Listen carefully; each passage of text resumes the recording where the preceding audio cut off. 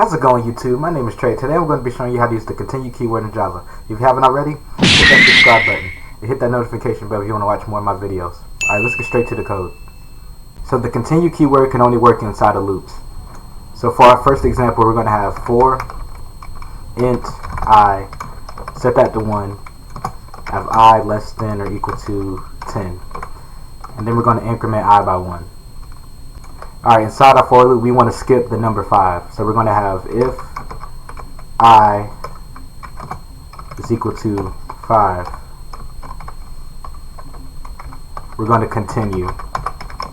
So what this saying is, when we reach the number 5, we're going to skip over it in our loop. So outside of our if, we're going to have system out I plus space and change our print line to a print.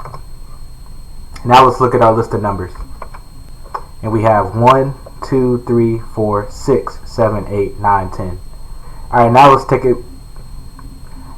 a look at our second example. Alright, so for our second example, we're only going to print out even numbers. So we're going to have if I odd 2 is not equal to 0, we will type continue. And then outside our if, we're going to have system out again I plus space. Alright, now let's look at our list of numbers. And now we have 2, 4, 6, 8, and 10. So that's how you use the continue keyword in Java. If you have any questions, comment below. Alright, thank you for watching.